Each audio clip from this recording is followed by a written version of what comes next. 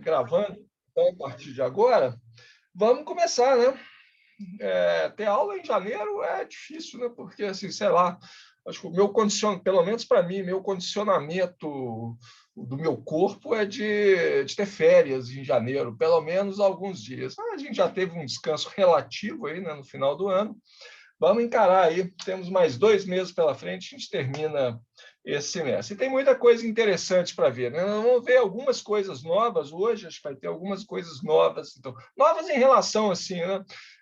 Eu fico com medo, às vezes, de vocês estarem um pouco decepcionados, falar, pô, essa física que nós estamos vendo aqui, a gente já viu em fundamentos de eletromagnetismo, só tem um pouquinho mais de sofisticação matemática, não está longe da verdade, não, mas tem algumas coisas novas, né?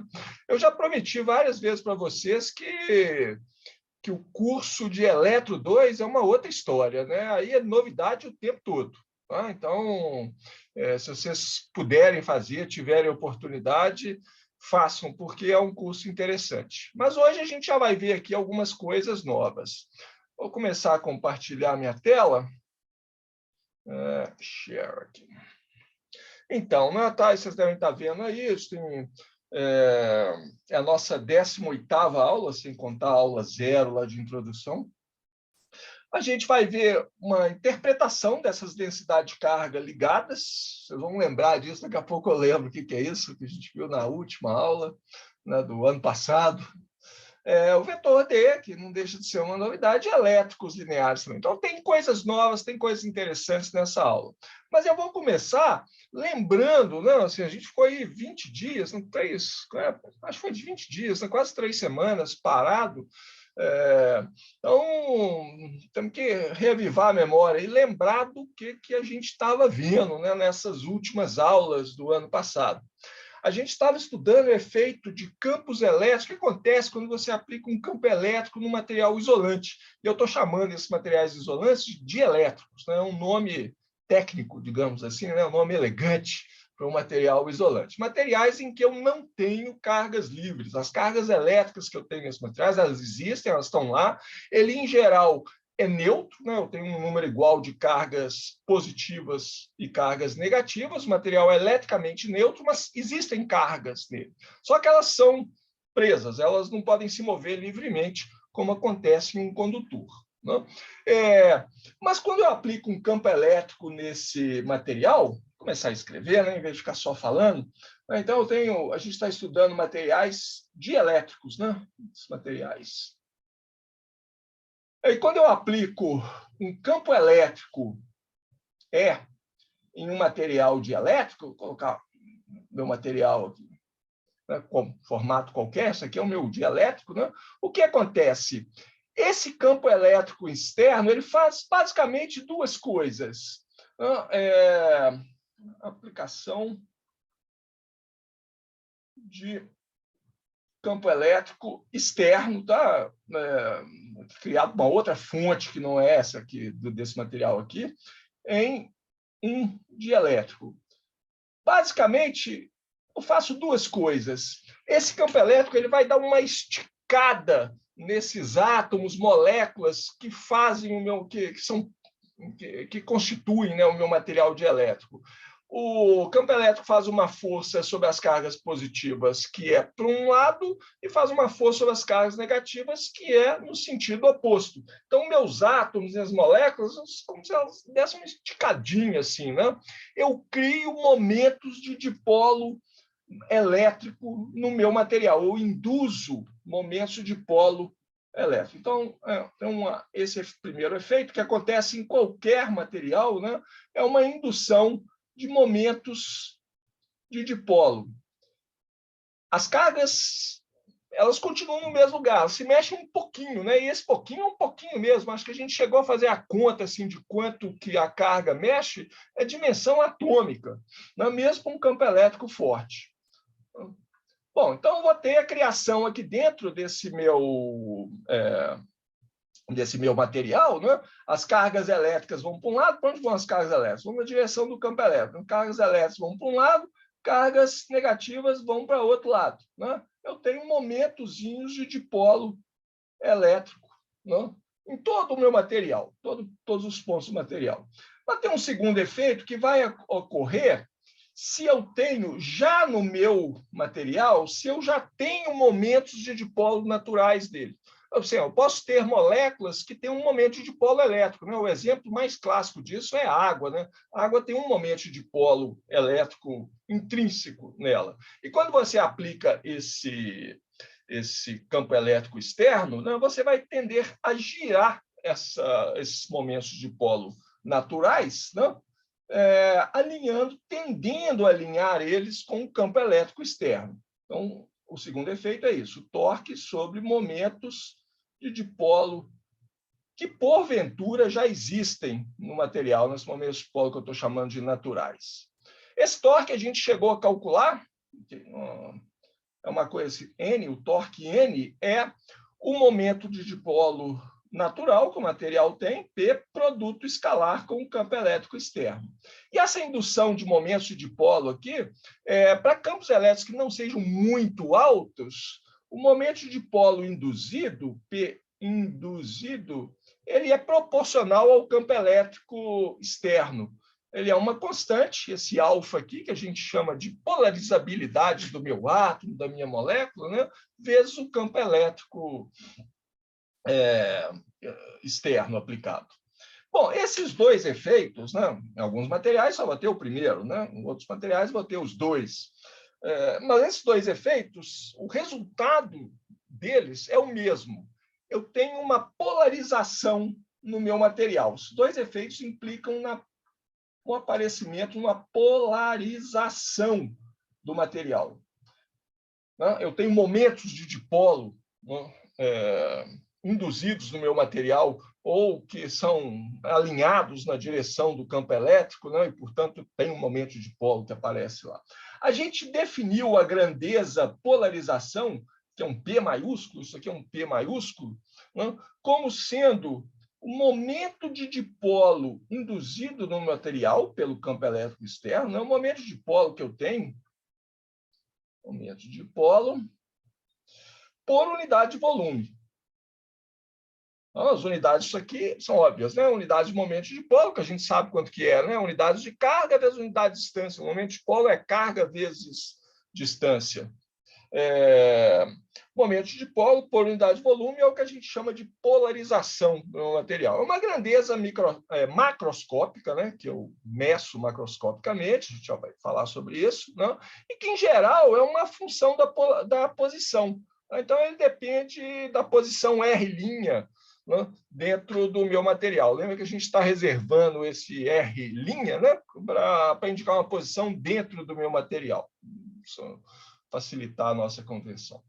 Bom, essa polarização, então, são conjuntos de dipolos, né? Eu posso pensar nela sobre essa somatória, entre aspas, né? de dipolos elétricos induzidos, ela cria um campo elétrico, né? que vai se somar ao campo elétrico externo. Então, a minha polarização P do material, né? Isso tudo a gente já viu, tá? Eu estou relembrando. Polarização P, ela ocasiona um campo elétrico, eu posso chamar de EP, não, o campo elétrico devido à polarização, então um campo elétrico tipo campo elétrico de dipolo, né? E o campo elétrico total vai ser a soma do campo externo, né? Agora eu vou colocar um índice aqui, externo, para indicar aqui a diferença entre os dois, mais o campo elétrico devido à polarização. Então, é muito importante a gente saber calcular esse campo elétrico criado por uma polarização. E aí, como é que a gente calcula esse campo elétrico? A gente já sabe que um jeito legal de calcular campo elétrico é, primeiro, achar o potencial V, e depois, a partir do potencial, tirando menos o gradiente desse potencial, eu tenho um campo elétrico. E a gente já fez isso, a gente fez uma série de contas aí, e achamos que o potencial ligado a uma polarização P, potencial devido, vou colocar assim, devido à polarização P,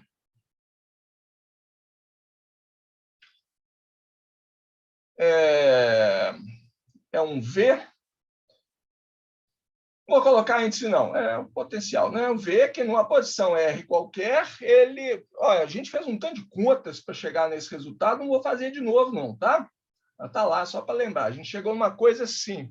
A gente escreveu a expressão potencial, né? Depois fizemos uma separação, dividimos a integral que aparece em duas, né? Quando resolvendo a integral por como é que chama isso? Esqueci. Por aquele método que você divide a integral em duas partes. 1 sobre 4πε0 era a integral, uma integral sobre a superfície que circunda o meu objeto polarizado, da polarização produto escalar com o vetor unitário da normal à superfície. Isso aqui é uma integral sobre a superfície que envolve o meu material. Então, é uma superfície fechada, né? A fronteira do meu material. Dividido por R. R é o modo do vetor, né, que vai de um ponto lá dentro do meu material até o ponto R, onde eu estou calculando a minha integral. Mas tem mais um termo. Essa integral é uma integral de área, né? Então, isso aqui é feito sobre a área, né? dA', vamos chamar de dA'. Né? Mas tem mais um termo aqui, tem mais um termo que é 1 sobre 4πε0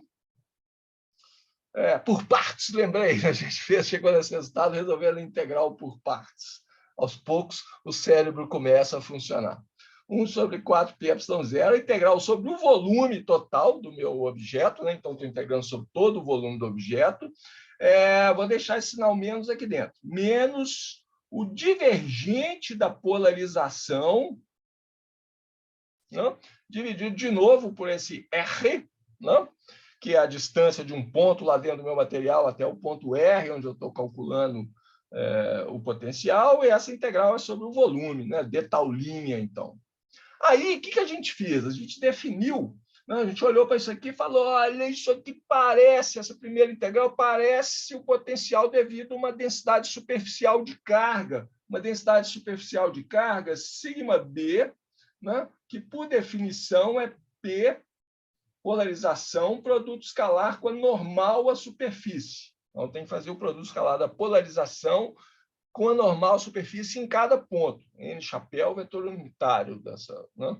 Isso aqui, a gente interpreta isso como uma densidade superficial de carga, mas não é carga livre, não é carga que andou pelo meu material e foi parar lá na superfície, não. Então, é a densidade superficial de carga ligada. Já vou dar uma interpretação física disso, né? Que aí é que a gente vai começar com a coisa nova mesmo. Já estamos chegando no final da revisão. Por outro lado, essa segunda integral aqui, essa integral de volume, se olhar para ela e falar, isso aqui é o potencial devido a uma densidade de carga volumétrica, que é esse termo que está aqui dentro, um ρB, que é menos o divergente da polarização. Então, isso aqui, eu defino isso como sendo uma densidade volumétrica, né, de carga ligada. Com essas definições, com essas duas definições, então eu posso escrever essa expressão aqui de um jeito mais simples. Isso aqui eu já vou copiar ela aqui, já escrevi ela. Então, copia. E vamos ter de mudar de página aqui. Eu vou colar ela aqui. Parecer um lugar certo para um milagre. Tá? É a mesma expressão que está ali atrás, né? Só que eu defini essas densidades de carga. Vou colocá-las aqui também. Né? Σb e ρb, que aparecem dentro dessas expressões, são as densidades de carga superficial ligada e densidade volumétrica de carga ligada. Então, o potencial devido a uma polarização P, esse P que aparece aqui, né, num certo material, é a soma de um potencial de carga superficial mais o potencial de uma carga volumétrica. Né? Então, a nossa estratégia para determinar qual que é o potencial devido a uma certa polarização num determinado material, se eu souber a polarização, né, se eu souber o P maiúsculo aqui, né, então a primeira coisa que eu faço é calcular essas densidades de carga ligadas, né? E daí eu calculo o potencial associado a cada uma delas. Tendo potencial, eu tenho campo elétrico. Nós vamos fazer um exemplo, vou fazer um exemplo disso daqui a pouco. Mas antes eu quero conversar com você sobre a interpretação dessas densidades de carga ligadas. Elas têm uma interpretação física. Elas não são uma construção matemática que a gente está fazendo aqui para deixar o nosso problema mais bonitinho, não. Elas realmente existem, tá? Elas realmente estão lá, né? E não é difícil ver isso, não. Olha só. Então, vamos pegar... Deixa eu colocar um título aqui, né? Densidades. Quero dar agora uma interpretação física dessas densidades de carga ligada. Interpretação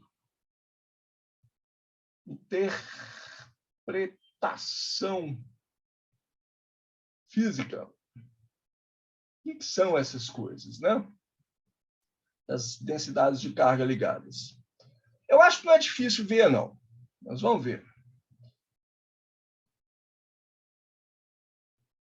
Vamos pegar desenhar mais um material aqui. Agora eu vou fazer ele mais alongado para ficar mais claro. Isso aqui é um material dielétrico, tá? Isso aqui é um dielétrico qualquer lá. Eu vou aplicar um campo elétrico externo. Nesse dielétrico vai aparecer uma polarização nele. Se eu aplicar um campo elétrico, sei lá, assim, não? Aqui é um campo elétrico externo aplicado aqui. Esse campo elétrico, então, como a gente viu, ele vai esticar os átomos, moléculas, né? Induzir momentos de dipolo no meu material. Ele vai também girar os momentos de dipolo natural, que, se existirem, né, no meu material, eles vão tender a orientar nesse campo aqui. A situação pode ser representada assim. Aqui dentro desse material tem um tanto de dipolozinhos, né? Carga positiva vem um pouco para a direita e a carga negativa que estava, né, junto com essa aqui, qualquer região que eu pegasse o material era neutro, agora não. A carga positiva chegou um pouco para a direita, a negativa chegou um pouco para a esquerda. Mas isso acontece em todos os pontos do meu material. Lembra que essas cargas não são livres para sair andando à vontade, não. Então, eu vou ter dentro do meu material aqui... Isso é difícil, hein? Vou começar daqui, ó. Menos, mais, menos, mais, menos, mais... Ah, deu errado. Vamos corrigir isso aqui, ó. Menos, mais. Ok?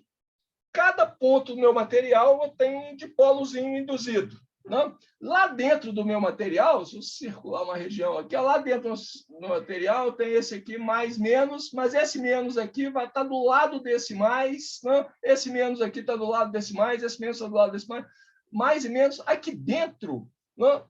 Essas cargas aqui não se acabam se anulando, né? Se a distribuição de dipolos induzidos aqui for uma distribuição uniforme. Então, aqui dentro, na prática, não tem polarização. Sobra o quê? Sobra as cargas da superfície. Essa daqui, ó, não tem nenhum mais do lado dela para compensar, porque eu estou fora do meu material.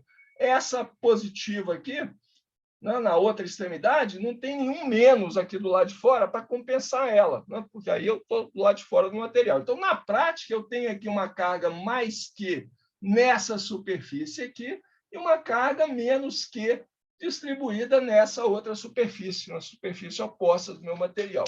Tá? Essa é a densidade de carga de superfície, né? Essa é a carga ligada. É uma carga ligada porque não é uma carga livre, né? Eu só mexi um tiquinho, né, para separar o centro de cargas positivas do centro de cargas negativas. Para enxergar isso melhor ainda, tá? Vamos pegar um material mais simples. Vou pegar um material cilíndrico. Tá? E aí a gente pode achar a expressão matemática dessa densidade de carga. Então, deixa eu pedir ajuda aqui para desenhar um cilindro. Um cilindro. Não tem nenhum cilindro fácil aqui, vou desenhar ele na mão mesmo. Então, vou desenhar um cilindro. Cilindro não é difícil de desenhar, não. Não vai ficar uma beleza, mas está aqui. Ó. Então, tem um cilindro material. Tá? Essa área aqui do cilindro é uma área A, tá? E ele tem um comprimento que eu vou chamar de D. Então, dentro desse material, né, eu aplico o campo elétrico externo, acontece aquele fenômeno ali, né, cargas negativas, positivas, eu tenho separação de cargas, tem indução de momentos de dipolo dentro do meu material. Nessa área aqui, eu vou ter uma carga, aqui que eu coloquei lá, menos Q, né? nessa área do lado de cá, e na outra área lá eu tenho uma carga mais Q distribuída nessa superfície. Tá? Momento de dipolo que é nesse cilindro aqui, momento de dipolo do cilindro, no cilindro, eu posso escrever ele como sendo o quê? É um Pzinho, esse é um cilindrinho pequeno lá do meu material, tá? É um meu material cilíndrico pequeno, mas, bom, não interessa o tamanho, vai dar na mesma. É a quantidade de polos que eu tenho por unidade de volume, que é a polarização, vezes o volume do cilindro. O volume do cilindro é a área da base vezes a altura, né? O A vezes o D. Então, é A vezes D. Então, isso aqui é o volume do meu cilindro, tá? Vezes a quantidade de polos que eu tenho por unidade de volume dentro dele, eu tenho o momento de polo total desse cilindro aqui. Beleza. Tá? Então, vamos guardar isso aqui. O módulo desse momento de polo, então, né? Módulo de P é o módulo da polarização, P vezes a área da base, vezes D, que é o comprimento do cilindro. Por outro lado, a gente viu, nessa área A do lado de cá, eu tenho uma carga Q. Na área A do outro lado lá, eu tenho uma carga menos Q. Então, eu tenho um outro jeito de escrever esse momento de polo, né? Um momento de polo P minúsculo, tá? Momento de polo, mesmo momento de polo no cilindro aqui, né? Ele é o quê? É a carga Q vezes a separação entre elas, D. Né? Essa é a definição que a gente deu lá atrás, a expressão que a gente fez lá atrás para momento de dipolo. Né? Um dipolo, uma carga mais Q, separada de uma outra carga de mesmo módulo e sinal contrário, menos Q, né? Separados por uma distância D. Então, o momento de dipolo é Q vezes D. O D aqui eu defino como um vetor que vem da carga negativa até a positiva. O módulo disso aqui, né? É o módulo disso aqui, que é igual a Q vezes D. Esse momento de polo aqui é esse mesmo que está aqui. Então, Q vezes D tem que ser igual a PA vezes D. Lembra disso aí, né? Q vezes D. Então, o momento de polo calculado pela definição de dipolo tem que ser igual ao momento de polo que a gente calculou a partir da polarização. A polarização vezes A vezes D. Tem D dos dois lados, né? Então, daqui eu tiro que o P, a polarização, é Q sobre A. Q sobre A é a densidade, uma densidade de carga, né? Carga por unidade de área, que é o que eu vou chamar de sigma B. Mas, ok, isso aí não completa, não é porque a gente tinha definido essa densidade de carga ligada como o produto escalar da polarização com o vetor N normal à superfície. Tá? Ele não aparece, esse produto escalar não aparece aqui, porque a gente pegou uma área, eu peguei uma área, né, que é a normal, a área é paralela à polarização. Então, vamos pegar uma diferente. Aí, agora, eu vou copiar uma figura do livro aqui, porque essa aqui é mais difícil de desenhar. Vamos pegar um caso, o meu cilindro agora, eu vou supor que a área dele, a área da superfície do cilindro, é um pouco inclinada. Olha o meu cilindro aqui agora. Pelo menos essa área aqui. Tá? É o mesmo problema de antes, né? O lado de cá tem área A, né? Mas o lado que eu deixei aqui A, não, eu deixei não, o livro deixou. Mas eu mantive assim, né? Porque fica mais fácil de entender. Mas o lado de cá está inclinado. A polarização continua sendo ao longo do cilindro. Tá? Então, agora, a única diferença que vai ter no meu raciocínio é que a quantidade de carga por unidade de área nessa área aqui, não é a carga total Q dividido pela área A, não. A área do lado de cá é isso que ele chama aqui de A-end. É a área dessa superfície curva aqui, que é diferente dessa área A. Diferente de quanto? Não? É fácil ver isso, né? Essa área end aqui, essa área da extremidade direita do cilindro, ela vai ser a área A dividido pelo cosseno de θ, onde θ é o ângulo que o eixo do cilindro, a direção da polarização, faz com a normal N chapéu à superfície nesse ponto aqui. Então, a quantidade de carga por unidade de área nesta área do lado de cá, né, que está inclinada em relação à polarização, ela pode ser escrita como sendo Q sobre A vezes o cosseno de θ. Mas o Q sobre A, a gente viu ali que é a polarização, né? Então, isso aqui é a polarização vezes o cosseno do ângulo entre a normal à superfície, né, e a polarização. Ou seja, um jeito melhor de escrever isso, né, é escrever que sigma é a densidade de carga superficial nessa área aqui, é sigma B, é polarização produto escalar com a normal, com o vetor unitário da normal à superfície nesse ponto, né? Isso aqui dá exatamente o P cosseno θ, né, com esse ângulo aqui. Legal, né? É a nossa definição de antes, né? Então, a interpretação física dessa densidade de carga ligada superficial é os dipolos que sobram, né, na superfície, que não são compensados na superfície, porque eu cheguei no fim do meu material. Do outro lado, eu não tenho outro dipolo induzido para... Do lado de fora do material, né, eu não tenho outro dipolo induzido para compensar aquele dipolo que está dentro do meu material. Tudo isso aí supõe, né, claro, que meu material está no vácuo. Do lado de fora, eu estou no vácuo. Se eu estiver no ar, a situação é um pouco diferente, né? Porque o ar tem moléculas ali, esse momento de dipolo vai ser parcialmente compensado. Aí a gente já entra naquele caso que eu tenho que pensar numa superfície que é uma fronteira entre dois meios diferentes. Se der tempo, no final da aula, a gente chega nesse ponto.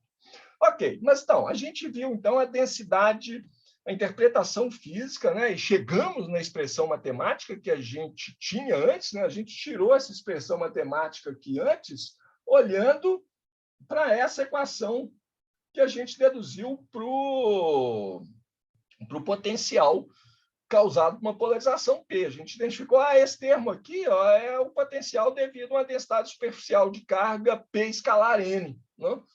Então, vamos definir essa densidade superficial. Agora, a gente está vendo que essa densidade superficial de carga existe mesmo e ela é expressa por um P escalar N. Quando eu digo existe mesmo, assim, tem uma interpretação física dela, né? Muito bem, mas falta a densidade de carga volumétrica. A densidade de carga volumétrica, a gente definiu ela, vou olhar lá atrás de novo, né? A gente definiu ela como sendo menos o divergente de P. Então, daqui a gente já vê que eu só vou ter uma densidade de carga volumétrica se as derivadas da polarização forem diferentes de zero. Se a polarização for uniforme, ela não varia no espaço, né? Divergente da polarização vai dar zero. Então, eu preciso ter uma polarização não uniforme para ter uma densidade volumétrica de carga ligada. Tá? Então, vou pegar uma outra figura emprestada aqui, né?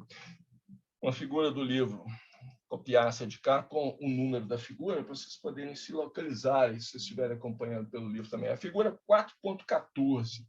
Né? Eu estou representando um ponto lá dentro no meu material, onde eu tenho uma polarização não uniforme. Então, estou supondo aqui um caso de polarização não uniforme. O que acontece se a polarização, o P grande lá, né, não é uniforme? É uma coisa como isso aqui, né? Isso aqui é um exemplo. Assim, cargas, eu tenho um acúmulo de cargas de um tipo num ponto, né? E as cargas do outro tipo, positivas nesse desenho aqui, estão espalhadas ali do lado de fora. Então, a polarização aqui varia, né? Aqui ela está apontando nessa direção, aqui nessa direção.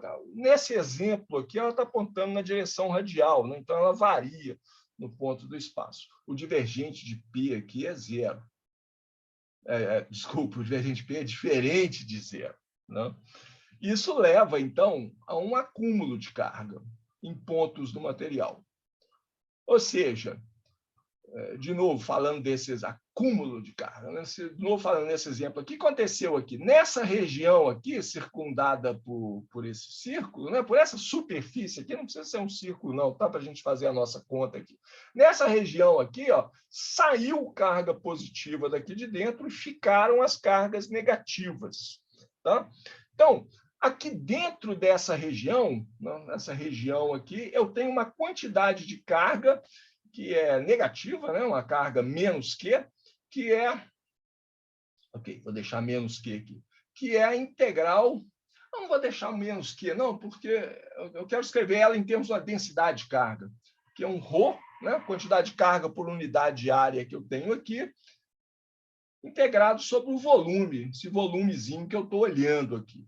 Agora, essa densidade de carga aqui não é uma densidade de carga livre, não. São cargas ligadas. Por que ela apareceu? Porque tem uma polarização, né? Tem um campo elétrico externo aplicado. Esse campo elétrico esticou os átomos ou girou os dipolos naturais. Né? As cargas positivas vieram para cá, as negativas vieram para dentro, ficaram acumuladas aqui. Então, essa aqui é uma densidade de carga volumétrica ligada, é um ρB. Tá? De tal. É o tal que a gente está querendo achar a interpretação. E esse Q aqui é a quantidade de carga total que tem aqui dentro. Não? Ok, eu tinha colocado um menos Q aqui, mas aí eu teria que colocar um menos aqui também. Né? Essa carga aqui é negativa, tá? Se essa aqui for negativa. Ou as duas são positivas. Né? Muito bem. E daí? Daí é o seguinte, essa quantidade de carga que está aqui dentro, essa expressão que eu escrevi aqui, é a quantidade de carga que ficou aqui dentro. Mas o material como um todo ele é neutro. Quer dizer, se aqui dentro ficou uma carga de um tipo, é porque carga do outro tipo saiu lá para fora. Né? Como é que eu calculo essa carga que saiu lá para fora de outro jeito? Como você? É só eu ver o seguinte, né? Na superfície, então, eu vou escrever essa quantidade de carga aqui, ó, né? É menos a quantidade de carga que saiu lá do lado de fora. E essa quantidade de carga que saiu, eu posso calcular ela calculando a quantidade de carga que tem nessa superfície que circunda a região onde está essa carga volumétrica lá dentro. É uma integral sobre a superfície que circula esse volume aqui, né, de P escalar dA. Por que P escalar dA? Acho que eu vou fazer um passo intermediário aqui. O menos, acho que vocês entenderam por quê, né? Porque agora eu estou calculando a carga que saiu. Então, eu vou colocar aqui, ó, carga dentro do volume V. Que é o volume V, é essa coisa, eu preciso de uma caneta preta, o volume V é esse volume aqui. Ó. Essa carga que está aqui dentro tem que ser igual à carga que saiu. Então, isso aqui vai ser a superfície S. Tá? Eu vou calcular quanto de carga do outro tipo, positiva nesse exemplo, né, que está lá naquela superfície. Como que eu calculo isso? Eu preciso saber a quantidade de carga por unidade de área, né? Quantidade de carga por unidade de área, sigma B, que tem nessa superfície, é carga ligada, né? Integrar isso aqui na superfície toda. Bom, não estou colocando o símbolo linha aqui, porque não precisa. Né?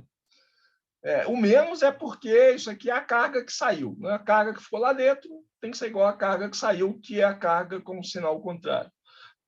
Mas essa densidade de carga ligada, a gente já calculou ela agora mesmo, né? Isso aqui é P escalar N chapéu dA.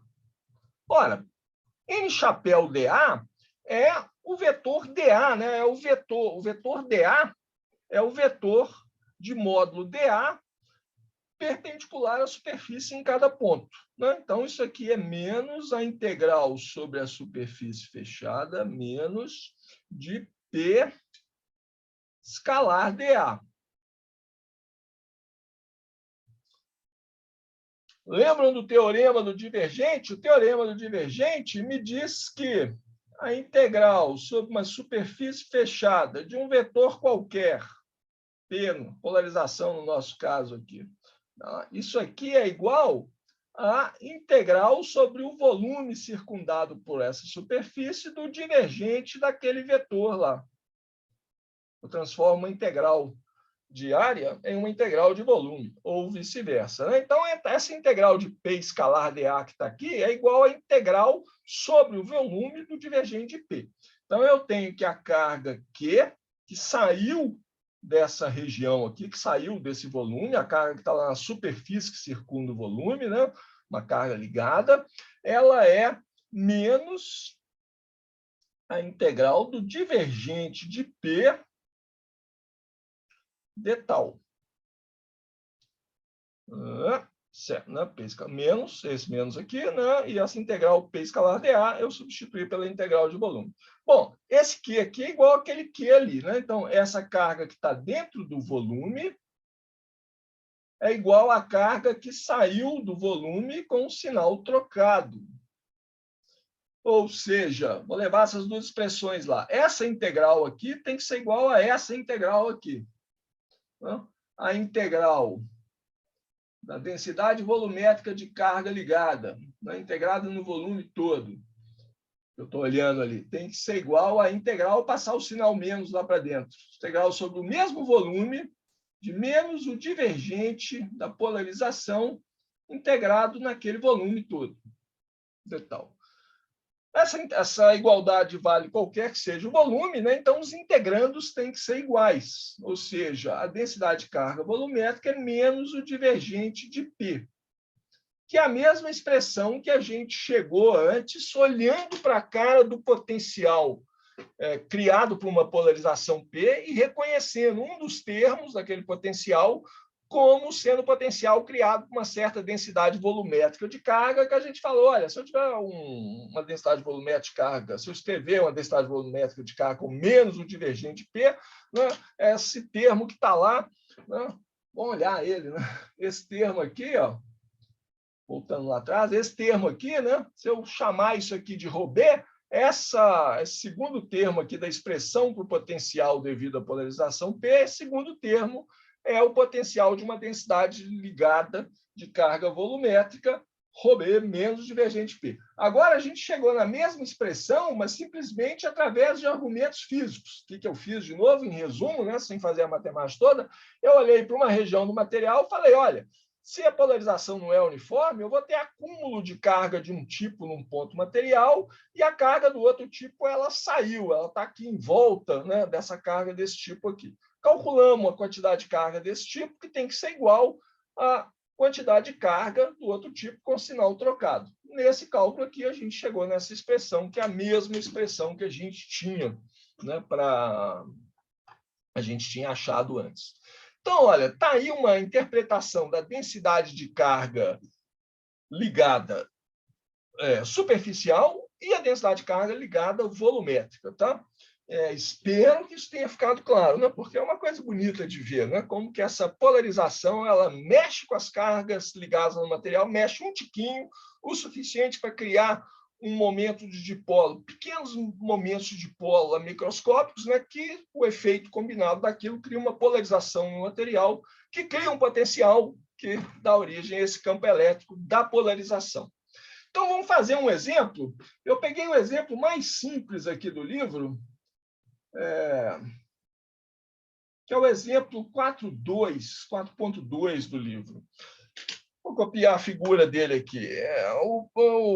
Esse exemplo é um problema que ele propõe, né, que é calcular o campo elétrico produzido por uma esfera sólida de raio R grande uniformemente polarizado. A figura é isso aqui, ó.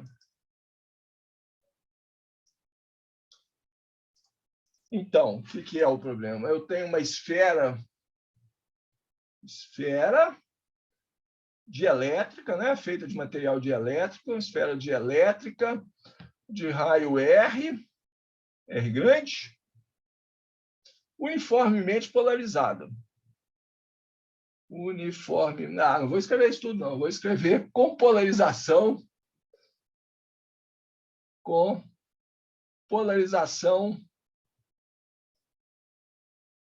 que é um P vetor, né? Que é um P que não depende da posição, né? Olha ele aqui, né? E eu vou escolher o meu sistema de eixos na direção da polarização.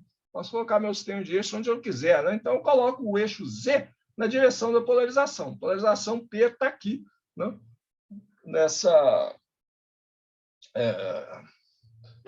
Ao longo do eixo Z. Ok. Muito bem. Então, que a gente faz? Né? Essa já tem a polarização, eu quero calcular o campo elétrico.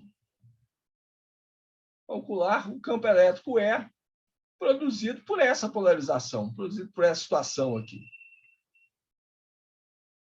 O que eu faço? Primeiro passo, eu vou calcular as densidades de carga ligadas. Vou calcular o σB, que é a polarização produto escalar com N chapéu. A densidade de carga ligada na superfície do meu material dielétrico. Então, eu tenho que pegar o vetor unitário em cada ponto da superfície dessa esfera, né, que é o N chapéu, que é igual ao R chapéu, né, a direção, se eu colocar a origem do meu centro de coordenadas no centro da esfera, o vetor unitário aqui perpendicular à superfície da esfera em cada ponto é o R chapéu, direção radial, né? Então, é P escalar N. Então, eu tenho a expressão para o P, que é P Z chapéu, produto escalar com N chapéu, que é o R chapéu, né? Ok? Se esse aqui é o eixo Z, θ é o ângulo entre o N chapéu ou o R chapéu nessa posição, né? E a direção da polarização, a direção Z. Então, isso aqui dá P vezes cosseno θ. Já temos a densidade de carga ligada superficial, tá? Falta outra, né? O ρB, que, por definição, é menos o divergente da polarização. Mas a polarização é uniforme, esse P aqui é uma constante, né? Então, derivada de uma constante dá zero, né? Seja qual for a derivada em relação a Z, a X, a Y, né? Use coordenadas cartesianas ou esféricas, vai dar zero. Ok, então só temos um termo do potencial, que é o potencial devido a uma casca esférica com uma densidade superficial de carga, que é essa de cá. Potencial é o potencial de uma casca esférica, e não interessa o volume da esfera lá, casca esférica porque o único termo que tem no potencial é a densidade de carga. O que ela era mesmo? Ela depende de θ, né? Então, esse problema não tem simetria esférica, hein, gente? Não tem simetria esférica. A polarização já destrói a simetria esférica, né? Porque ela estabelece uma direção que é diferente das outras, é Z, né? Você vê que a densidade de carga aqui, densidade de carga superficial, ela depende do ângulo θ. Então, quando θ é igual a zero, né? Isso aqui é 1, a densidade de carga é grande, é P aqui em cima, positiva, né? Aí você vai aumentando o ângulo, o cosseno de θ vai diminuindo, a densidade de carga aqui na superfície diminui, passa pelo zero aqui, né? No equador da esfera, e aí ela fica negativa, né? E vai descendo negativa até lá embaixo. Tá? Não tem nada de simetria esférica aqui, não.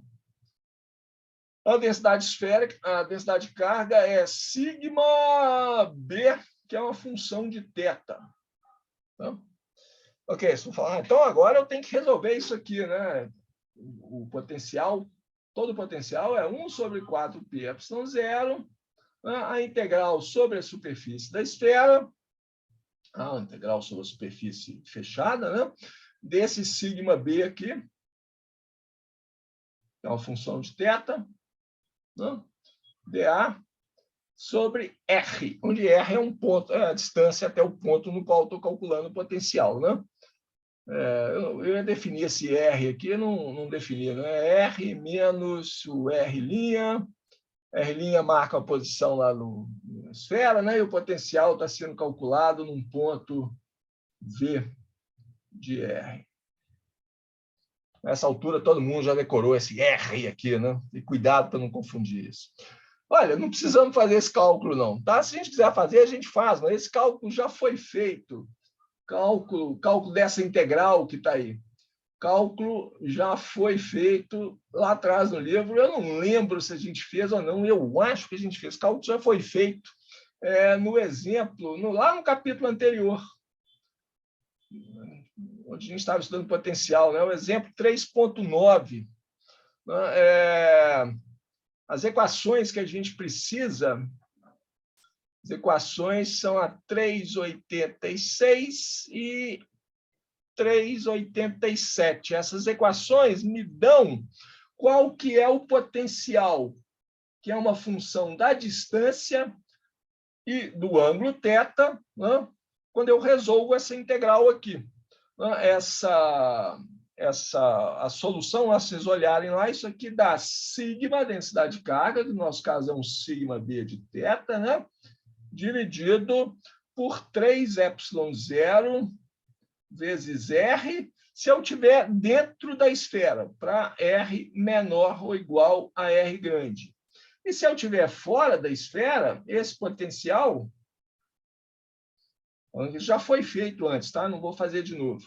Esse potencial aqui, ele é sigma zero vezes R ao cubo, dividido por 3ε0. Aqui tem um R ao quadrado. E aqui em cima não tem mais nada, acho que é só 1 sobre R ao quadrado. Isso aqui se eu estou fora da esfera, né? Se o raio é maior ou igual a R. Na superfície da esfera, os potenciais têm que ser iguais, né? Por quê? Porque o potencial é uma das condições de fronteira que a gente já achou antes, então o potencial é contínuo. Quando eu atravesso uma superfície que separa dois meios, meio dielétrico, esfera, né, vácuo do lado de fora, ou ar do lado de fora, o potencial não muda, ele não sofre uma descontinuidade, independente se tem carga naquela superfície daquela fronteira ou não. Muito bem, então nós temos a expressão potencial, então eu posso escrever aqui direto que eu sei qual que é o sigma B, né? No nosso caso aqui, ficou lá atrás, né? Densidade de carga sigma B, que é uma função do θ, que era mesmo, era um P cosseno θ, né? Isso aqui, ó, P cosseno θ. Então, a gente sabe a expressão sigma B de θ, P vezes cosseno θ, é só substituir isso aqui, né? Então, dentro da esfera,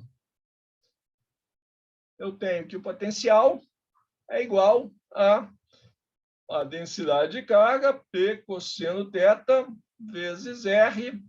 Ele cresce, né, com R, cresce com a distância ao centro da esfera, dividido por 3ε0. E fora da esfera, o potencial cai com a distância, é o que a gente espera mesmo, né? Ele é o P cosseno θ vezes R ao cubo, dividido por 3ε0 R ao quadrado. Bom, mas o que a gente quer é o campo elétrico, né? Se eu tenho potencial, o campo elétrico é fácil de calcular, né? O campo elétrico, vou ter que calcular dentro e fora da esfera, o campo elétrico é menos o gradiente do potencial. É chato isso, que a expressão fica lá do outro lado, né? Será que eu consigo copiar ela, essa de cá? Olha, acho que eu vou conseguir copiar tudo. Vou copiar aqui fora da esfera, né? Copia, vai ficar tudo na mesma página aqui. Então, para pontos, não, dentro da esfera, né? Para pontos dentro da esfera, o potencial que a gente achou é esse aqui. Tá? Tem um jeito de simplificar isso aqui, né? Porque R vezes cosseno θ é o Z, não é? Em vez de usar coordenadas esféricas, aqui eu posso voltar para coordenadas retangulares. Isso aqui é P vezes a coordenada Z dividido por 3ε0. Né? Lembrando que a relação entre coordenadas esféricas cartesianas Z é o R cosseno θ. Né? Você não sabe isso de cor, basta olhar a figura aqui que a gente vê imediatamente. Né? Olha aqui, assim, não? Você pega uma distância R aqui, vezes cosseno θ é a coordenada Z. Ok. Bom, por que é mais fácil fazer assim? Porque aí, então, eu posso escrever o campo elétrico dentro da esfera.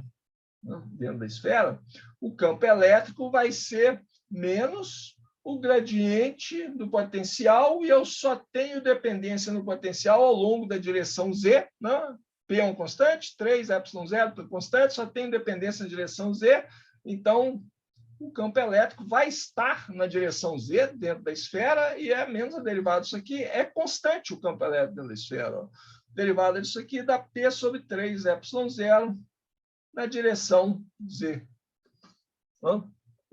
Legal. Fora da esfera, a R maior ou igual a R grande, vamos tentar fazer o mesmo macete lá atrás. Vou lá atrás e tentar copiar esse potencial, que agora, fora da esfera, é esse cara aqui, né? Vou marcar ele aqui, aí eu copio ele, fora da esfera, tá certo? Venho cá e vou colar ele aqui. É esse potencial aqui. Bom, aqui tem usar um outro macete. Isso aí que vem a experiência, né, de fazer muitos problemas, aí você acha um caminho para simplificar o seu problema. Isso é claro, é porque eu já sei a solução do problema, né? Mas olha só, isso aqui, acreditem ou não, isso aqui é o potencial de um dipolo elétrico. E eu vou mostrar isso para vocês, tá? Isso aqui é o potencial de dipolo elétrico. Um dipolo elétrico Pzinho, que é a polarização P, essa que está aqui, né? Cujo módulo está aqui, vezes o volume da esfera. 4/3 de π raio ao cubo. Quer ver que é isso? Potencial de um dipolo. Potencial de dipolo, acho que a gente dedicou boa parte de uma aula para isso, né? Nós temos que dar o potencial de um dipolo puro, 1 sobre 4πε0, vezes o momento de dipolo, produto escalar com a direção radial, R chapéu, dividido pela distância, R ao quadrado. O potencial do dipolo cai com R ao quadrado, né? E tem um 1 sobre 4πε0 aqui, por causa dos nossos termos de coordenadas. Esse aqui é o P minúsculo, é o nosso momento de dipolo. Tá? Então, ó, deixa eu pegar esse momento de dipolo aqui e vou colocar ele aqui. Tá? Então, eu vou ter um potencial que é 1 sobre 4πε0, vezes o meu momento de dipolo aqui, que é o P maiúsculo. Meu problema é diferenciar os P maiúsculos do P minúsculo. Tá? Esse P aqui é o P minúsculo. Podia diminuir ele de tamanho e colocar ele pequitinho, assim. Agora ninguém tem dúvida que ele é um P minúsculo. Mas esse aqui é o maiúsculo, tá? É esse cara aqui, ó. P, né? Produto escalar com R chapéu, né? Que já estou colocando para mas eu tenho que multiplicar ele aqui por 4/3 de π raio da esfera ao cubo e tem o 1 sobre R ao quadrado, esse cara aqui, né? 1 sobre R ao quadrado aqui. Essas duas expressões estão embolando uma na outra. Mas eu consigo abaixar essa aqui? Consigo. Não? E isso aqui, ó, 4π aqui corta com 4π lá, né? 4π aqui corta com esse 4π aqui. Aqui embaixo sobra 3ε0 vezes R ao quadrado. Lá em cima sobra polarização, produto escalar com R chapéu. A polarização está na direção Z, né? Chapéu, né? P, produto escalar com R chapéu, dá exatamente o P cosseno θ. Então, isso aqui vai dar P cosseno θ, que é a polarização vezes o R, produto escalar com R chapéu, vezes o raio da esfera ao cubo, dividido por 3ε0 R ao quadrado. Né? Que é exatamente o potencial que a gente achou lá na página anterior, né? O potencial criado pela polarização P fora da nossa esfera dielétrica. Então, para que eu estou fazendo isso? Se isso aqui é o potencial, então, de um dipolo assim, então o campo elétrico é um campo elétrico de dipolo. Eu sei a expressão para o campo elétrico de dipolo, a gente já calculou antes, não vou nem lembrar, eu vou colocar o desenho da figura aqui para vocês, tá? Vou copiar aqui do livro como que é legal esse campo elétrico. Então, vou colocar aqui agora o desenho, de cabeça abaixo, do campo elétrico, desenhar as linhas de forças, né? O campo elétrico, né? De uma esfera uniformemente polarizada. Uniformemente polarizada. Aqui está escrito uniformemente, por definição. A polarização é P, uma constante, P grande, na direção Z chapéu. E o desenho, eu já copiei, né? Então, vou só colar aqui. É esse aqui. Está aqui a esfera, né? Estão vendo aqui a esfera. Né? Dentro da esfera, o campo elétrico é constante. E ele está na direção menos Z, né? A direção Z aqui é essa direção para cima. A polarização está aqui, né? A polarização que eu tenho lá. Não está desenhada aqui. O que está desenhado aqui é o campo elétrico. Vamos deixar isso bem claro. O que está aqui nesse desenho é o campo elétrico. Essas linhas aqui são as linhas de força do campo elétrico. Né?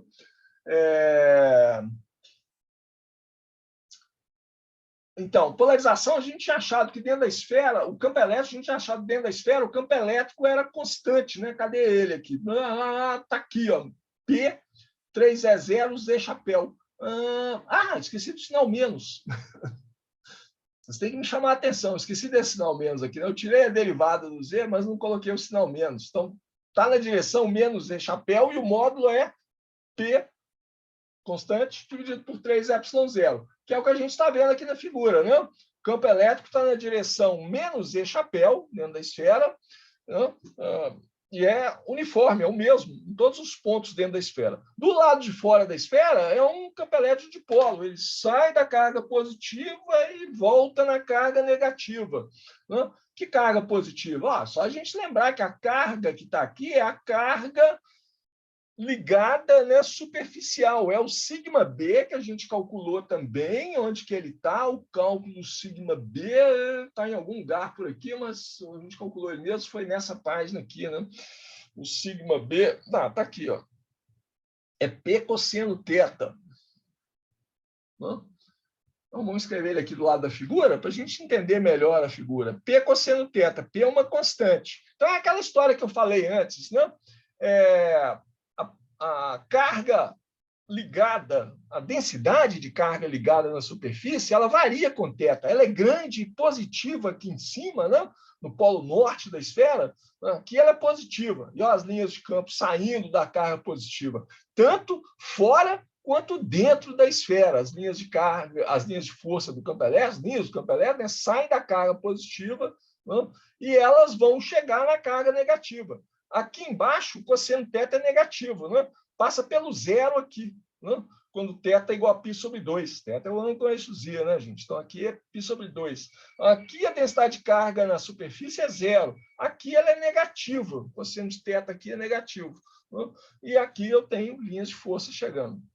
Legal, né? Assim, eu acho meio surpreendente quando você fala assim, tem uma polarização uniforme. Quando você olha a primeira figura da proposta do problema, que está aqui, você olha essa figura aqui e fala, tem uma polarização uniforme.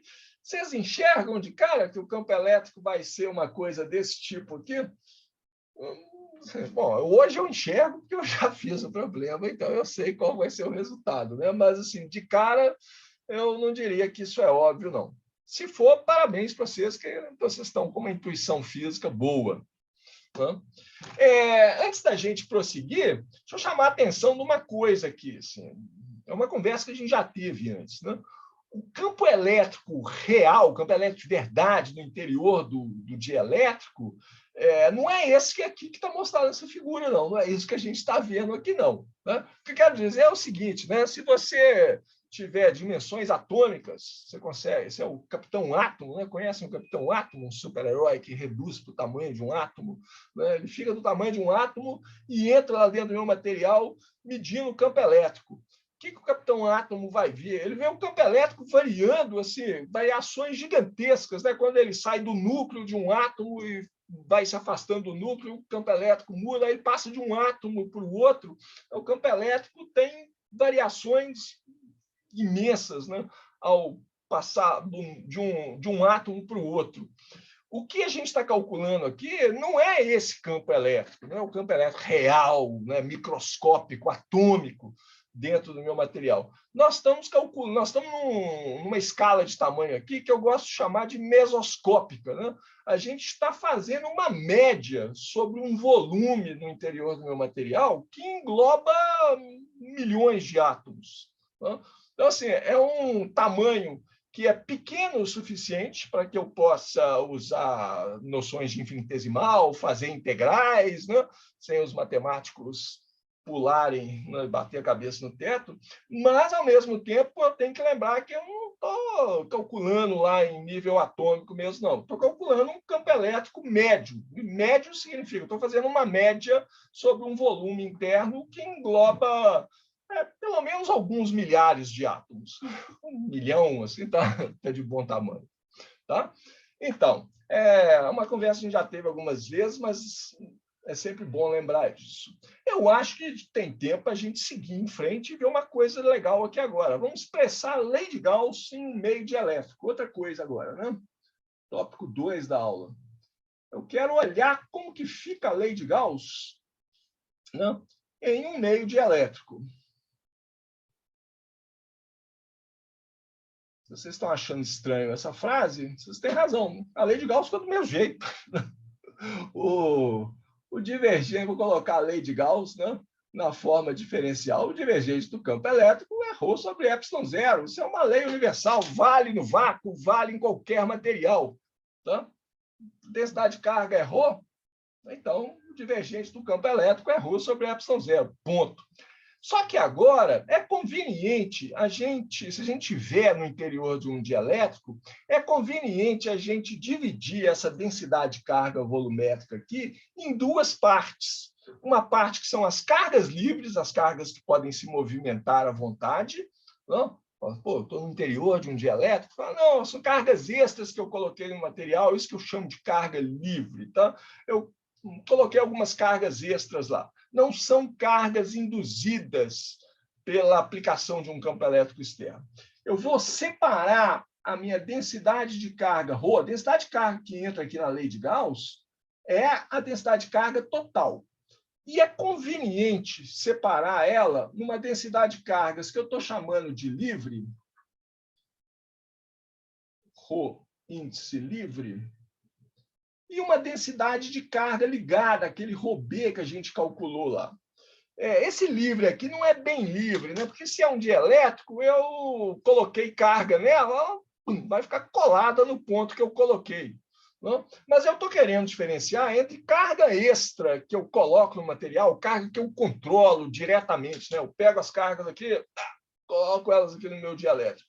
E essa densidade de carga aqui, que é induzida pela aplicação de um campo elétrico externo. Quando eu coloco essa carga livre, eu estou aplicando um campo elétrico externo, né? E esse campo elétrico gera uma densidade de carga induzida, que vai gerar um campo elétrico, que é aquele que a gente estava conversando agora há pouco. Né? É conveniente separar isso, por quê? Porque, vamos levar isso aqui na lei de Gauss, tá? Então, a lei de Gauss vai ficar assim, divergente de E, é a mesma lei, não tem nenhuma lei nova aqui não, tá? Mas agora vai ficar ρ livre mais a ρB dividido pelo ε0. Vou passar o ε0 para o lado de cá, fica mais fácil de fazer isso. Né? Agora, esse ρB aqui, a gente achou uma expressão para ele. Né? Isso aqui, então, ε0 divergente de E é a densidade de carga livre livre no sentido de que é carga extra que eu coloquei no meu material, mais a densidade de carga induzida, que a gente viu que é igual a menos o divergente da polarização. Tem divergente de uma coisa aqui, tem um outro divergente do outro lado. Vou agrupar tudo num divergente só, tá? Vou passar esse termo para o lado de lá. Vai ficar assim, ó. Vamos devagar. ε0 divergente de sinal menos vai virar mais, né? Então, aqui vai mais o divergente de P. Soma de dois divergentes é o divergente da soma, então eu posso escrever isso aqui como sendo... Vamos devagar, vamos devagar. Isso aqui é igual... Do lado de cá só sobrou o ρ livre, né? ρ livre. Agora eu vou agrupar esses dois divergentes aqui. Ó. Isso aqui vai ficar o divergente de ε0, que é uma constante, posso colocar aqui para dentro do divergente, ε0 é mais P. Isso aqui é a densidade de carga que eu estou chamando de livre. O divergente dessa coisa aqui é simplesmente a densidade de carga livre. Então, eu vou definir aqui agora, tá, um novo vetor, que é o vetor D.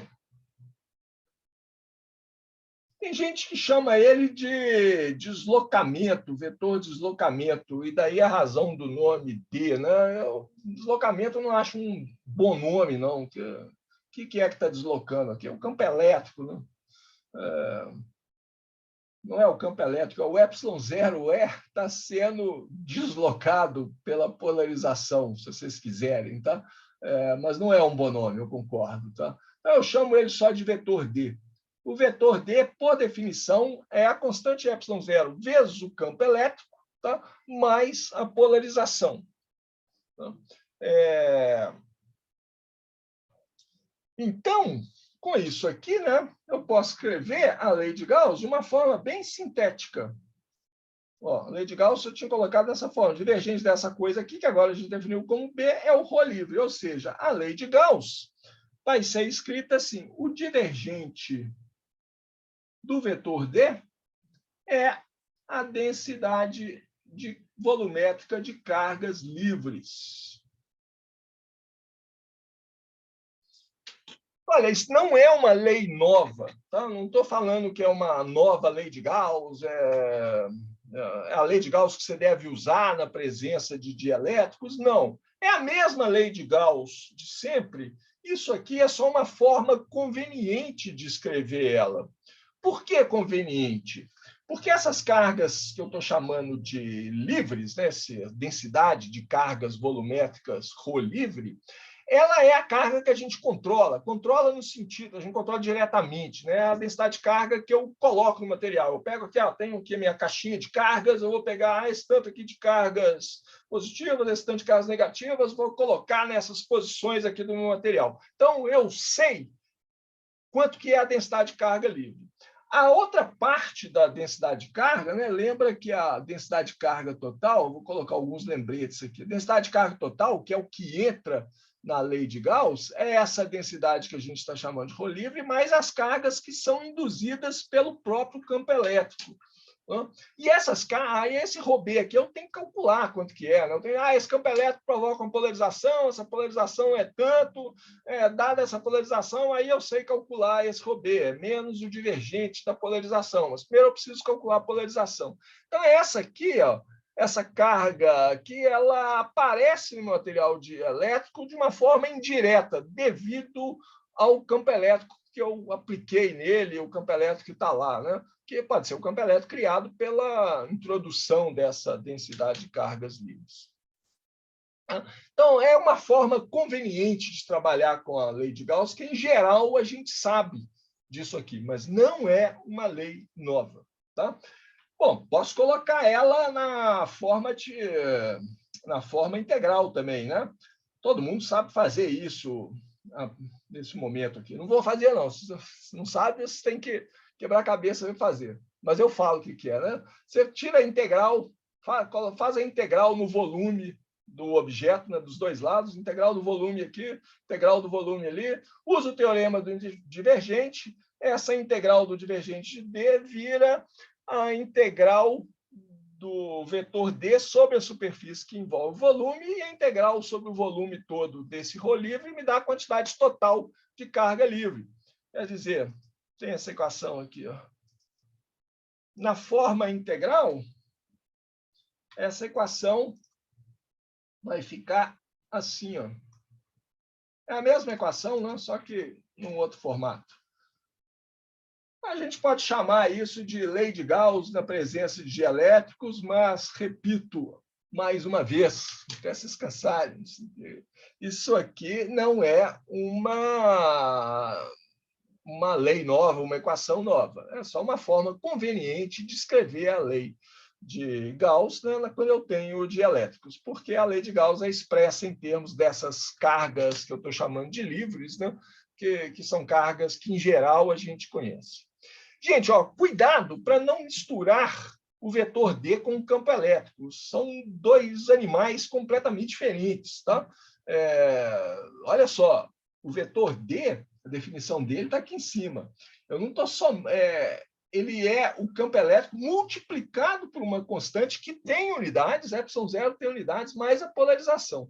As unidades de polarização são as mesmas unidades de ε0E, né? Tem que ser, né? Eu não posso somar gato com sapato, eu tenho que somar coisas que têm as mesmas unidades, né?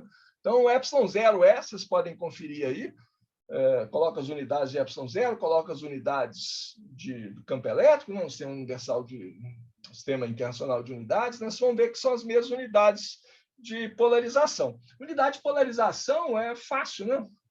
É fácil saber que elas são. Unidade de ε0 você tem que lembrar, né?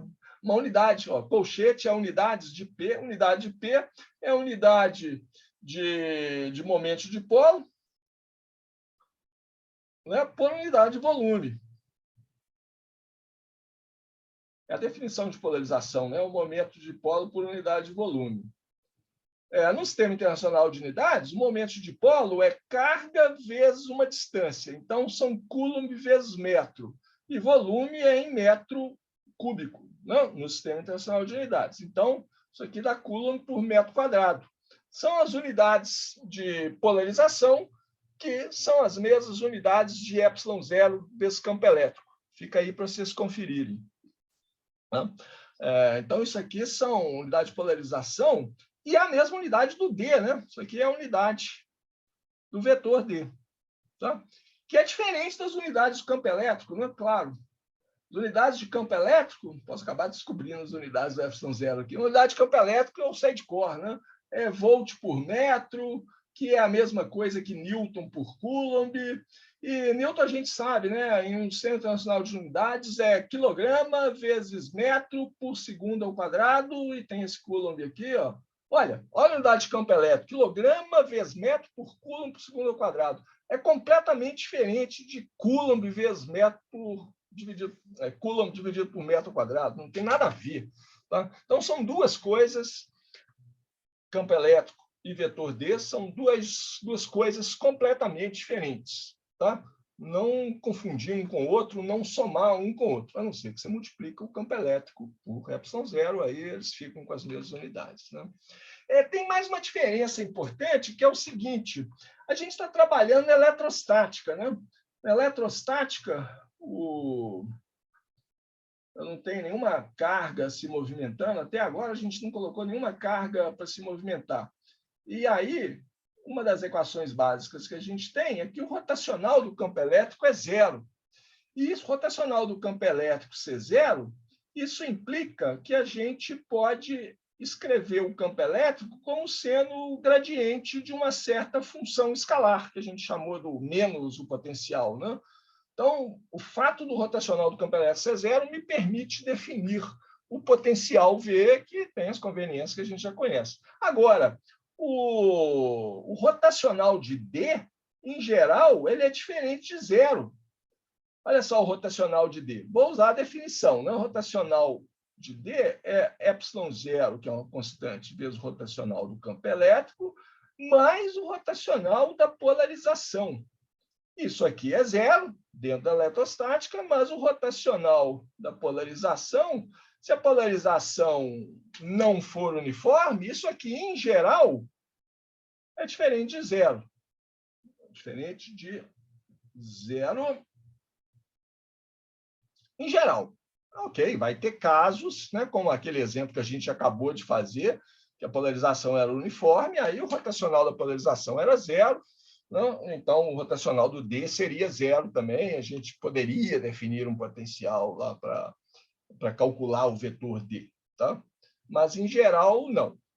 Tá? Ok, posso falar agora das condições de contorno, as condições de fronteira, né, do vetor D. A gente, condições de fronteira, ou seja, toda vez que eu defino um vetor novo, né, uma dessas vetores importantes, né, a gente olha para o que eu estou chamando de condições de fronteira, que é o seguinte, é como esse vetor muda ao passar de uma fronteira para outra. Eu tenho um determinado material que eu estou chamando de meio 1 aqui, e aí eu tenho uma fronteira aqui, no outro lado dessa fronteira eu tenho outro material, meio 2. Né? Então, eu tenho, por exemplo, eu tenho um campo elétrico aqui, o campo elétrico no meio 1 é 1, e no meio 2 eu tenho o campo elétrico é 2. Né? E nessa fronteira pode ser que eu tenha uma certa densidade de carga superficial, seja ela carga ligada ou seja ela carga livre. Né? As condições de fronteira para o campo elétrico, a gente já obteve lá para trás. Tá? Lembrando aqui, a componente paralela do campo elétrico, paralela à fronteira, né, em todos os pontos, vou chamar de E1 paralelo, e é um vetor, porque paralelo à fronteira tem uma infinidade de direções. Né? Posso estar assim, assim, assim, assim, basta estar paralelo à fronteira, qualquer plano paralelo à fronteira. A componente do campo elétrico, quando eu passo a componente paralela aqui, ela não muda, independente se tem densidade de carga ou não. Mas a componente do campo elétrico perpendicular à fronteira, ela muda. O E1 e perpendicular à fronteira só tem uma direção, né? Essa aqui, ó, de um ponto ao outro aqui. O E1 perpendicular à superfície de separação dos dois meios, né? É igual a 2? Não, vou fazer a soma dos dois. Não é igual, eles são diferentes. Vou fazer, melhor escrever para a diferença entre os dois. O campo elétrico no meio 1, perpendicular, componente do campo elétrico perpendicular à superfície de separação entre os dois meios. No meio 1, menos a componente do campo elétrico perpendicular à fronteira no meio 2, isso aqui é a densidade de carga que eu tenho na superfície de separação dos dois meios dividido por ε0. Então, isso aqui até permite a gente calcular diretamente o campo elétrico na fronteira de um condutor, né? Porque a gente sabe que dentro do condutor o campo elétrico é zero. Então, eu sei que esse aqui é zero. Então, o campo elétrico fora do condutor, na superfície do condutor, ele é perpendicular a superfície do condutor e vale sigma sobre ε0, onde sigma é a densidade de carga no condutor. Né? Naquela esfera que a gente fez o exemplo agora há pouco, cadê ela? Está aqui, né? Esse campo elétrico aqui é devido à densidade de carga superficial que tenho aqui na superfície. Olha a componente perpendicular do campo elétrico, ela sofre uma descontinuidade, né, quando eu atravesso a fronteira. Componente paralela à fronteira, não, ela é zero aqui e é zero do outro lado, né? Em qualquer ponto da fronteira. O desenho não é perfeito, mas é isso. Não, porque o campo elétrico é perpendicular à fronteira em todos os pontos aqui. Mas ele sofre uma descontinuidade, né? Que ele está para baixo e lá ele está para cima. Só isso aí já viu. E essa descontinuidade é dada por essa equação aqui. Né? Onde o sigma é aquele sigma B, né? A densidade de carga superficial que a gente calculou lá.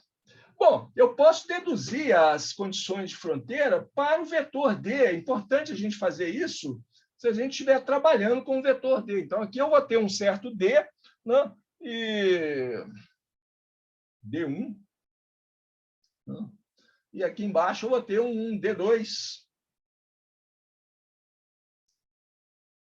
Objetos diferentes desses campos elétricos, né? São grandezas diferentes desses campos elétricos. Como é que muda o vetor D ao atravessar a fronteira? Vou deixar para vocês obterem essas relações. Eu vou só colocar elas aqui. Ó.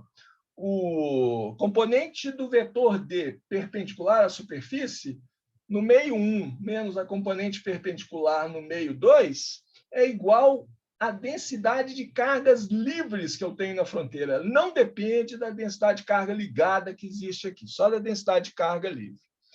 E a diferença entre as componentes paralelas à superfície do vetor D, do lado de cima e do lado de baixo, né? E aqui eu vou colocar um sinal de vetor para indicar que eu tenho, que isso aqui é qualquer direção paralela à fronteira, né? Pode ser essa direção aqui, né? Ou então pode ser uma direção perpendicular ao plano da tela, né? Qualquer direção que é paralela a essa fronteira num ponto aqui.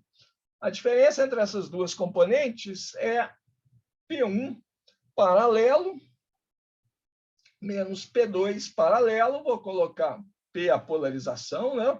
Momento de polo por unidade de volume. Vou colocar um signo de vetor aqui também para indicar que é qualquer direção, tem infinitas direções paralelas à fronteira, mas a direção que eu estou considerando do lado de cá tem que ser a mesma direção que eu estou considerando do lado de lá, tá? Vou deixar para vocês demonstrar essa relação e façam mesmo, tá? Por favor, que é um bom exercício. Não é complicado, lembra do que eu tenho que fazer. Eu tenho que chegar, olhar para essa fronteira aqui, né? E eu vou usar o quê? Eu vou usar a lei de Gauss, tá? Para demonstrar a primeira condição. Eu acho uma moedinha aqui que atravessa a fronteira, né? Uma parte dela está no meio 1, outra parte está no meio 2, ela tem uma espessura muito fininha, ela está raspando a fronteira, né? Aplico a lei de Gauss em cima e embaixo, né? E depois aplico aquela equação, né, sobre a integral de D escalar dl, né? Dessa expressão por rotacional do campo elétrico, do rotacional do D, né? Eu posso colocar essa expressão que é rotacional de D, é o rotacional da polarização. Eu posso transformar essa equação diferencial numa equação em forma integral, né? Integral de D escalar dl sobre um certo caminho vai ser integral de P escalar dl sobre um certo caminho. E aí vocês aplicam isso nessa, escolhe um caminho aqui que passa paralelo à superfície no meio 1, né? Desce para o meio 2, passa paralelo à superfície no meio 2, sobe de volta, fechando o caminho. O tanto que ele desce, o tanto que ele sobe é infinitesimal, né? Porque eu estou raspando a superfície nos dois pontos, eu quero saber das componentes desses vetores, né? Na superfície, então eu tenho que passar raspando a superfície. Ok? Desafio para vocês fazerem isso, tá? Qualquer dúvida pode colar no livro sempre, né? Ou das aulas passadas. É exatamente a mesma coisa que a gente fez para achar essas condições aqui para o campo elétrico. Bom, tem mais uma coisinha que eu queria falar agora, mas será que a gente passa? Que agora eu tenho que falar sobre dielétricos lineares. Eu acho que eu vou deixar isso para a aula que vem, então, né? Porque senão eu vou entusiasmar aqui, vou até 5 horas da tarde, vocês... Primeira aula do ano. Bom, para mim é a primeira aula do ano, para vocês talvez não, né? Vocês já devem ter tido aula ontem, outras aulas hoje, talvez. Mas vamos aqui. Eu vou parar por aqui, tá? Na aula que vem, a gente começa olhando o que eu estou chamando de dielétricos lineares. O que é isso? Porque um ponto fundamental, só vou motivar, tá? O ponto fundamental que está faltando aqui é o seguinte: a gente sabe que se eu aplicar um campo elétrico, eu vou criar uma polarização no meu material. Conhecida a polarização, eu sei calcular as densidades de carga ligadas, né, superficial ou volumétrica, e daí eu calculo o potencial, daí eu calculo o campo elétrico. Mas falta isso. Assim, para um dado campo elétrico, qual é a polarização que aparece? Isso depende do material, né? Isso vai depender do material. Cada material vai responder de um jeito. Você aplica campo elétrico, o tanto que você vai esticar os átomos, né? O tanto de dipolo elétrico você vai induzir no material, se tem dipolos naturais que vão ser girados ou não, tudo isso é uma característica de material. Então, agora a gente tem que entrar numa física de materiais mesmo, para saber como que esses materiais respondem à aplicação de um campo elétrico. E aí, cada material vai ser de um jeito. Tá? Mas tem uns jeitos, felizmente a natureza colabora com a gente e tem uns comportamentos gerais que são relativamente simples. Mas isso fica para a aula que vem, então. A gente fala sobre essa resposta dos materiais a aplicação de um campo elétrico, qual é a polarização que aparece. A gente fala isso no início da próxima aula. Ok? Vamos ficar por aqui. Alguma Beleza, dúvida, professor. gente? Alguma pergunta? Não, por enquanto aqui está tranquilo. Pegou bem. Legal. Vocês já esquentaram, já aqueceram o cérebro e está todo mundo, todo vapor para o novo ano, né? Mas é uma... Já as matérias já estão pegando, já, professor. Prova já depois de manhã, provas já semana que vem, então já está aquela correria. Falar em prova, a nossa terceira prova não está longe do horizonte, não, viu? Não sei se... Ainda tem a terceira prova ainda sua, Exatamente. tá bem corrido. Assim, eu tô dando muitas provas, eu sei, 6 provas, mas as provas são curtinhas, né? E tem um certo tempo para fazer. Eu sei que o tempo de vocês é finito. Mas é prova de 2 questões, ok, estou pedindo uma solução detalhada.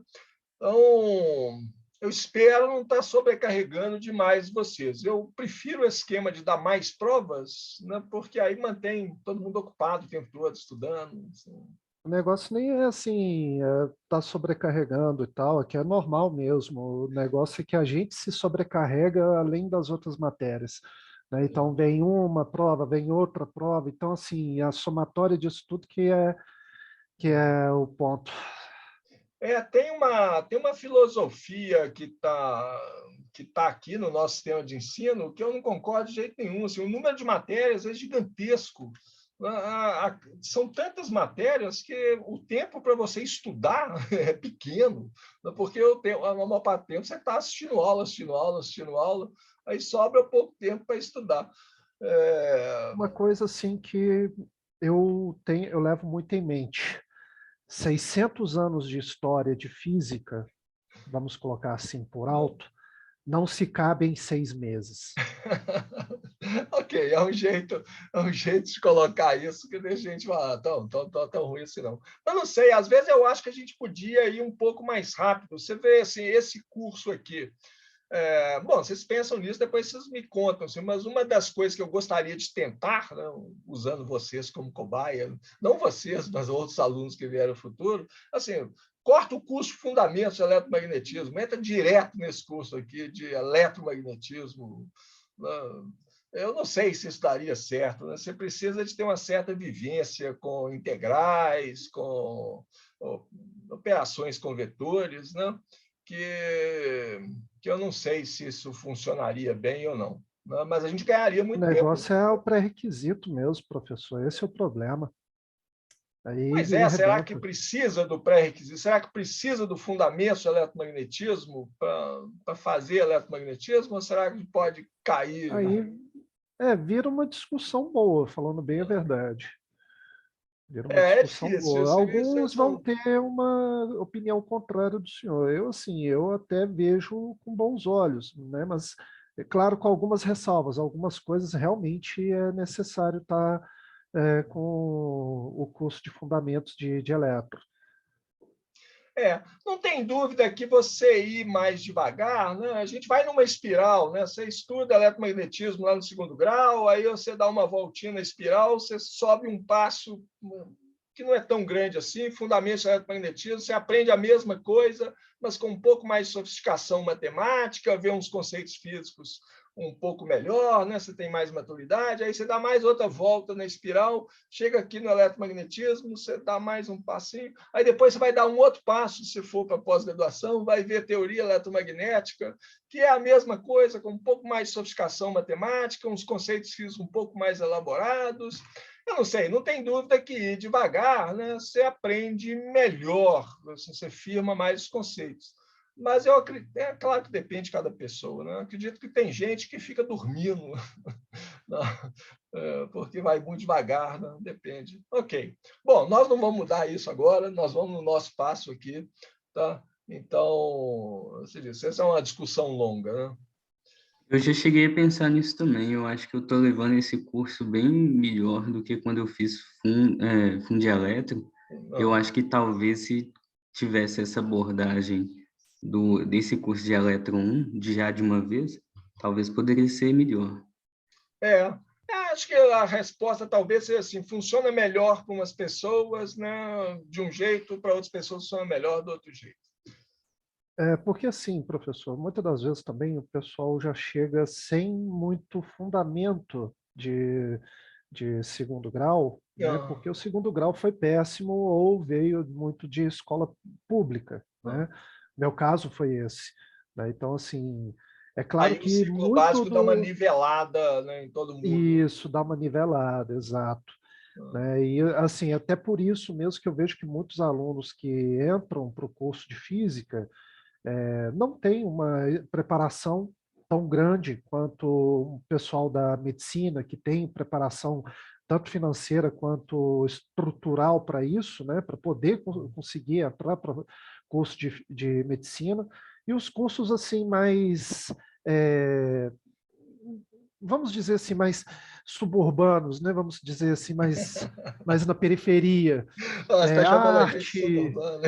Não, não, assim, porque Não, eu é o entendi o que. que você quer dizer, eu entendi o Mas, que você quer entendeu? dizer. Não que o curso seja de periferia, mas é o que acaba sobrando pelo ponto de corte, né? E É. assim, acaba que o pessoal que não teve tempo para se preparar ou não teve uma preparação boa vindo já Não do teve as ensino médio, condições, né? Não teve as não condições teve as condições ideais, né, financeiras, familiares, estruturais, tudo que a gente já sabe muito bem que uma situação social mesmo que leva a isso, né? Então, acaba chegando e tem esse problema. Aí, quando o aluno chega e encontra do segundo grau, que nem vê função direito, né? E chega na faculdade, vamos dizer assim, conseguiu passar, beleza, não zerou a prova, né, do Enem, conseguiu fazer a pontuação mínima, vamos dizer assim, um ponto de corte. Chega e encontra logo de cara cálculo 1, sem ter um pré-cálculo. A pessoa toma um susto. É na é, hora. Isso é, também vale até mesmo para a eletromag, para as outras, né, mecânica e assim por diante. Então, é meio complicado, né? É não, você tem claro que razão alunos já nesse bem sentido. preparados vai ser fácil, mas para outros, Não, nesse sentido, o ciclo básico ele tem um papel importante, né? Porque sim. ele te dá a base, né, para você seguir em frente. Ok, gente. Muito bem, então. Vamos ficar por aqui até quinta-feira, então? Quinta-feira. A prova está lá, tá? A prova 2 eu corrigi, terminei de corrigir hoje. Dá uma olhada lá, reclamações, departamento de reclamações, vocês me mandam um e-mail, eu vou. Tranquilo, Algumas pessoas professor. pediram para revisar algumas reclamações, né? Pedido para uma revisão da prova 1, que eu não fiz ainda, mas farei. Tá? Farei logo. Tá? Ok, Sem então, problema. gente. Até Obrigado. mais para vocês. Até quinta-feira. Boa semana aí. Na quinta-feira a gente está aqui de novo. Obrigado, É Até professor. mais, Até professor. Até quinta-feira. quinta. Até mais, até quinta. Falou.